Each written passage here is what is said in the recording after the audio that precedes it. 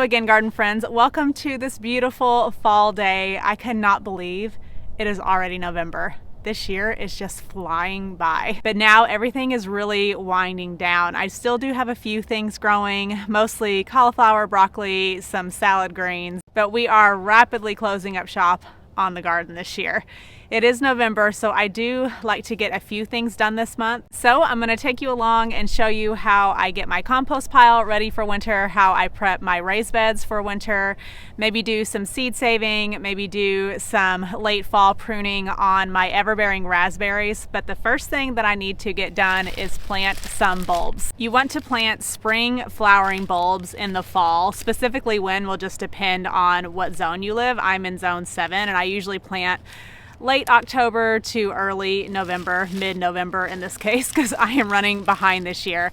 But I'm going to be planting mostly tulips, but I do have some giant gladiator alliums as well. Now, every spring I am always so happy that I planted tulips, but I will tell you, I really dislike planting these. It is so time consuming, especially when you have really heavy clay soil like I do. I haven't had a ton of luck with tulips naturalizing. This means they're going to start behaving like a perennial plant and come back year after year. Tulips, a lot of the varieties at least, are kind of known for only lasting a few years in most zones. I do have one set that did naturalize. They were like a gift given to me years ago, like in a pot from somebody. I stuck them in the ground.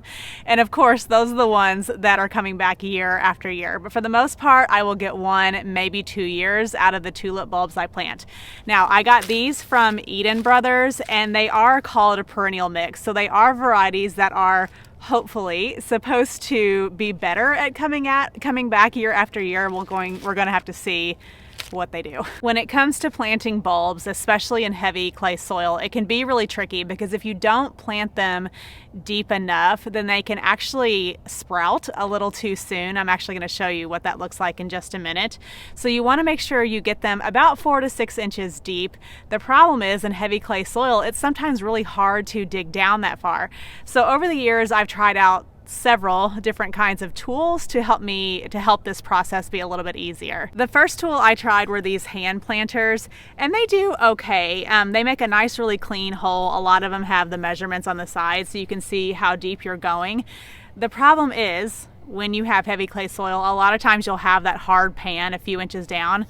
This would take forever, and my hand would kill me for days trying to use this to plant 50, 100 tulip bulbs. The next thing I tried was this little auger attachment for a power drill.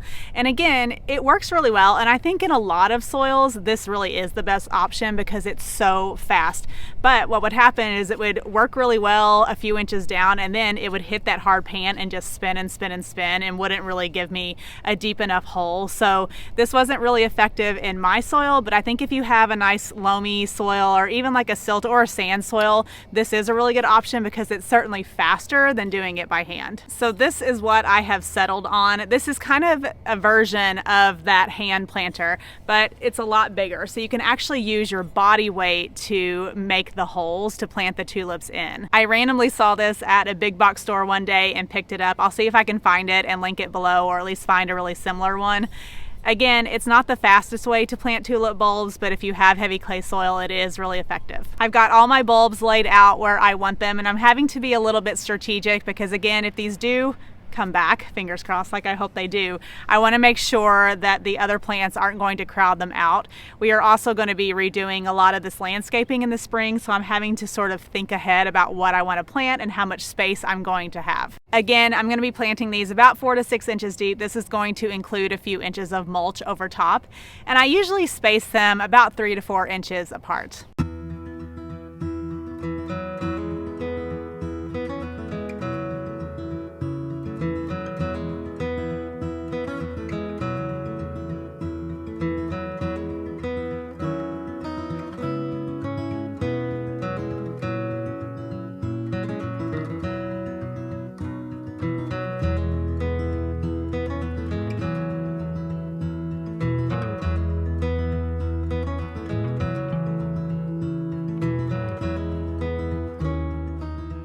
Let me show you what happens when those bulbs aren't buried deep enough. This is my pollinator garden, And I don't know if you can tell from this angle, but it's on a slight slope. So I get quite a bit of soil erosion in this garden. And right here, I have tulip bulbs, and you can see they're starting to come up. In fact, some of them are even a little bit exposed. And what signals these to come up is the soil temperatures, the soil warming in the spring. But if you live somewhere like I do and you get a lot of weather in the fall that gets cold and then warms back up and gets cold and warms back up, if these bulbs are not planted deep enough, it sort of tricks the bulbs into thinking it's spring. I'm going to cover them with some compost. This will act like a mulch and help protect them over the winter during those hard frosts. Now, ideally, this would have been done before they started sprouting. I'm just late to the game as usual, but this will definitely help. That should not only help protect them, but also help fertilize them as well. The plan for this area is to add compost over the entire bed this spring, but since I still have quite a few things growing, and I don't like to cut down these plants until spring, I'm going to wait until then. One of the things about living and filming in a neighborhood is you get to compete with a lawnmower, so sorry about the noise. In this spot here, I'm going to be planting some more allium bulbs. These are gladiator alliums. I love alliums. They just have such a whimsical look to them. I'm hoping I don't hit any of the ones I have. They didn't do great last year, so I'm going to plant some fresh ones and see how they do.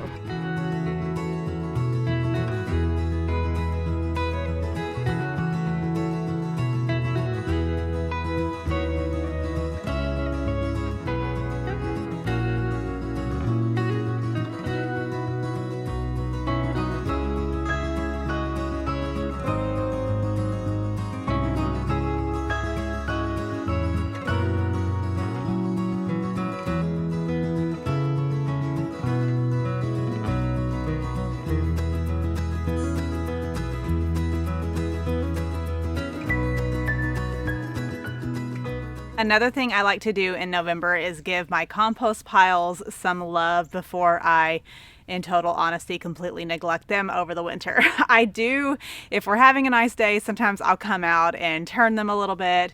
I do collect kitchen scraps over the winter, and sometimes I'll come out and add them to the piles, but for the most part, it's cold and I don't want to come all the way out here. I have 2 compost piles here that are pretty much finished. I may add some kitchen scraps to them over the winter, but for the most part, they're going to sit and cure over the winter, and then come spring, I'll sift them and add that compost to the garden and start new piles. This compost pile is fairly new. We just kind of threw this together with some extra hardware cloth that we had. I mainly just added leaves, and leaves are a balanced material. They can be composted on their own because they have a good amount of both carbon and nitrogen. Today I have some shredded paper and some cucumber vines that I pulled from the garden and chopped up that I'm going to add to this. I do have some kitchen scraps, but I'm going to bury those in the big piles so I don't get any critters trying to get into these. And then I'm going to take the hose and wet down all 3 of these piles and give them a good turn so they can cold compost over the winter.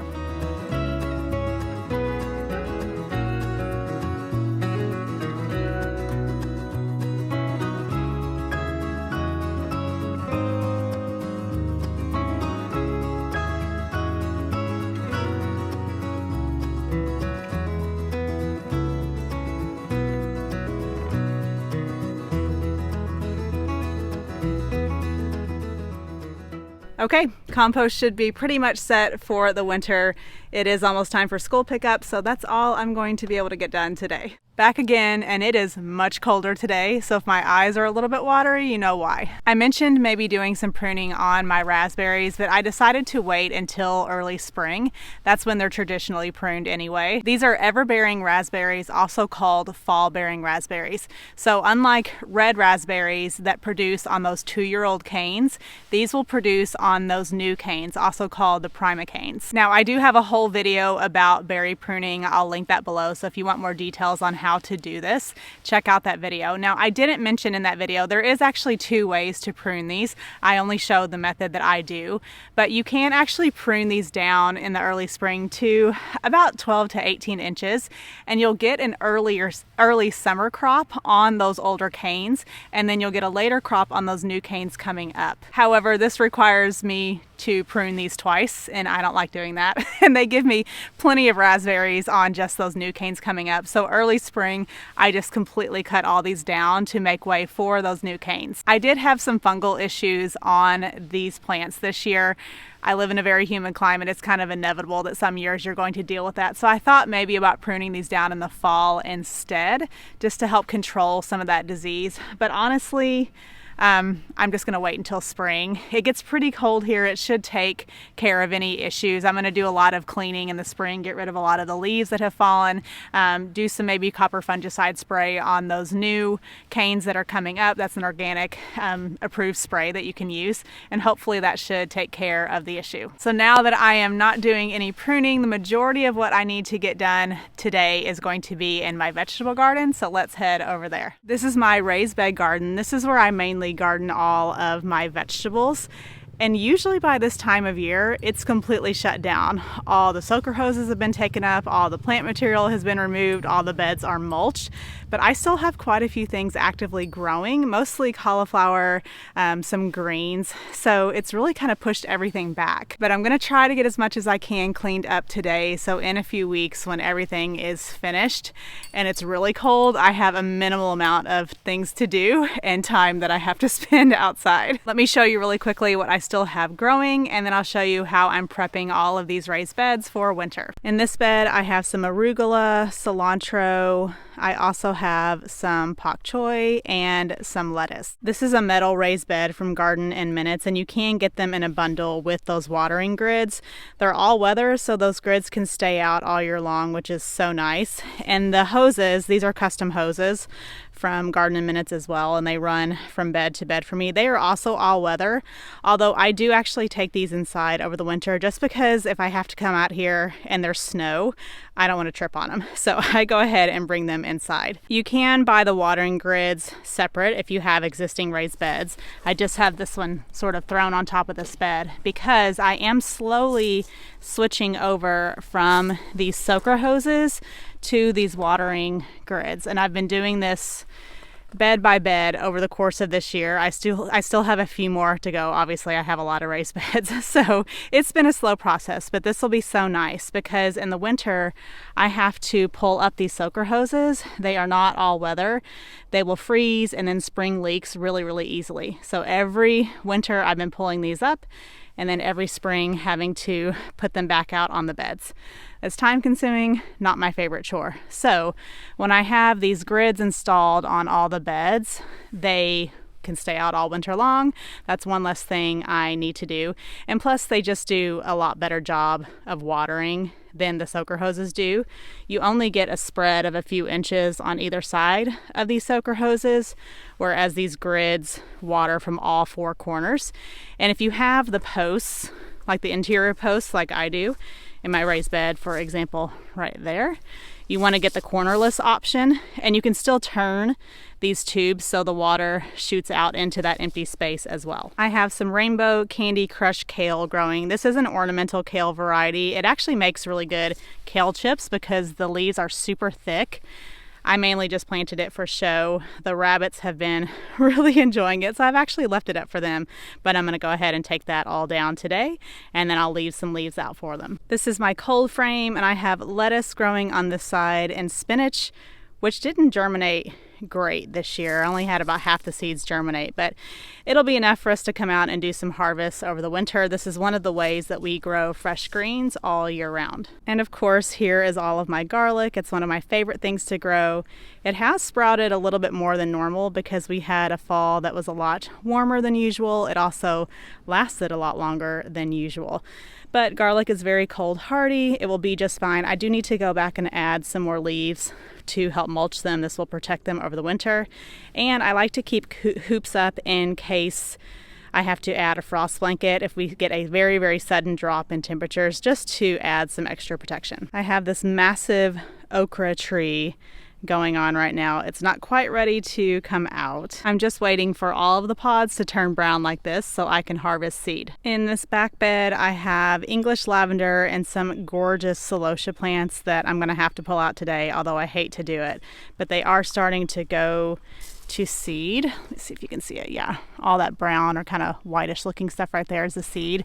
So I don't want it dropping all of that seed because I'm going to be redoing this bed next year and I don't want celosia coming up everywhere. So all that's going to come down today. I'm not sure how, but I still have peppers growing. We have had several hard frosts. Peppers are technically perennial. I do dig them up and put 1 or 2 inside every year to replant, but I might just leave this one out and see what happens. Now the rabbits have been absolutely devouring some of these, so most of these are going to come up. And I also have soaker hoses that will need to come out of this bed. I do have 2 beds that have a little bit of an odd shape, triangles, so those grids won't fit, unfortunately. So I do have to keep soakers on those. And here is where I still have some brassicas growing, cauliflower and cabbage. I did throw frost blankets over them because we did have some ice a few days ago, but they are still growing. This is Clementine cauliflower. Look how beautiful that is. I've harvested a few of these. And this is Veronica cauliflower. It's a Romanesco type cauliflower. So beautiful, but they're not quite ready. So I'm hoping by keeping these under frost blanket, I can give them a few more weeks. The problem that you start to run into is not so much damage on the plants because they can handle pretty cold temperatures. It's those lower temperatures combined with the shorter daylight hours. And those 2 factors really affect photosynthesis. So these plants aren't able to grow and mature nearly as fast in these cold, shorter days than they are when it's warmer and the daylight hours are longer. So I don't know that these are going to get to full maturity. Hopefully I'll be able to get a few small harvests off of them. And on that other bed, I just have 2 more cabbages growing. I just wanted to give them another week or 2 to really form those nice big heads. This is my only in-ground bed in this garden. It's a pretty big one, and right now it has soaker hoses on it that need to come up. I'll be replacing those with those watering grids in the spring, and it looks like a little bit of a plant graveyard right now, but there is a reason why I'm doing this. So these are all those leaves from the broccoli, the cabbage, the cauliflower that I've been harvesting. And not only will these leaves act like a mulch and help protect the soil over the winter, but they'll break down and add some nutrients to the soil as well. So the first thing I'm going to get done is pull up all of those soaker hoses.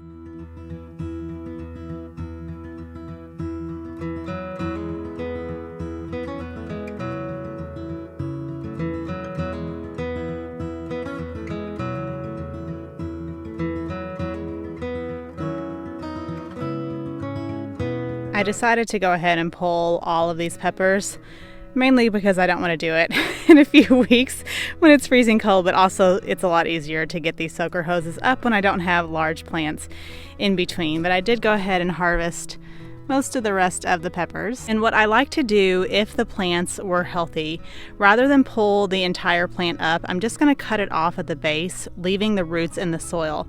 And this will add organic matter to the soil. It gives basically a food source for those beneficial microbes in the soil. If you have plants, say tomatoes is a really common one, that get any sort of disease on them, go ahead and pull up all the plants, including the roots, because you don't want that to kind of overwinter in the soil and affect your plants the following year.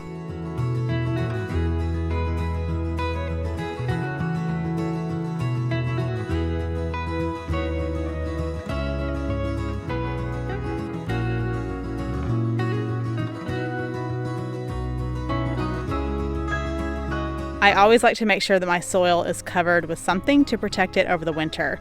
This prevents nutrient loss, it prevents erosion, and as that organic matter breaks down, it will help condition and feed the soil. This is pine straw mulch on this bed. It's basically dried pine needles, and that's what I mostly mulch with during the summer. I really like it. It's a long-lasting mulch, and I can get a few years out of it, but it's getting a little bit thin on this bed. So I'm going to transfer all of this over to this larger bed to kind of fill in the bare spots. And then I have some leaves that I'm going to add to this bed.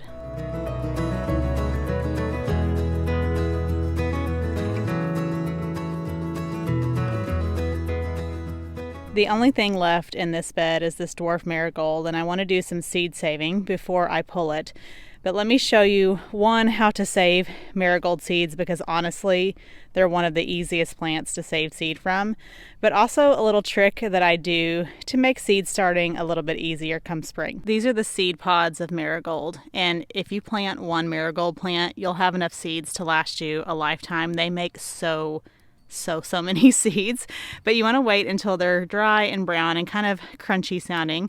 You want to pull them off, and then when you open them up, all of these little spiky things inside, these are all seeds. So all of these. Just in that one pod, there are dozens of seeds. Then I'll just find a little out of the way corner of the garden and I will plant some of these seeds. And I do this with marigolds. I do this with cosmos because they're pretty hardy seeds. What else do I do this with? Ground cherries is another one. And they'll last pretty well over the winter. And then in spring, when the weather warms back up, I'll have some seedlings kind of pop up and then I can transplant them around the garden. And I also like to add a little tag so I remember what they were. But this is just an easy way to do some seed starting and to kind of control where those volunteers, if you want to call them that, come up around the garden. Although I wouldn't call these volunteers because I purposely planted them, but you get what I mean. I got all that celosia taken down, the soaker hoses taken up. Now these lavender plants are perennial. They'll come back year after year. And this bed is in the far, sort of, I guess, southwest corner of the garden. It's exposed to the highest winds. So I'm going to mulch these lavender plants with leaves pretty well to help protect them. Again, if I need to, I can always add some hoops and add some frost blankets for additional protection.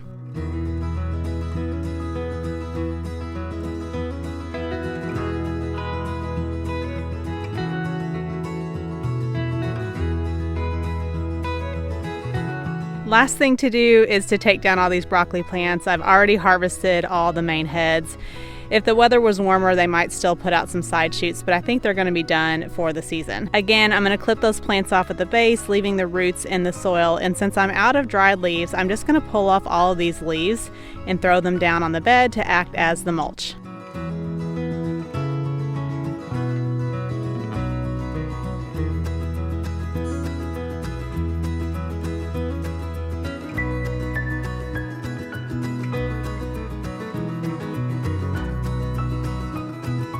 And that's it. Hopefully I don't have dirt all over my face. But thanks so much for joining me for some garden chores.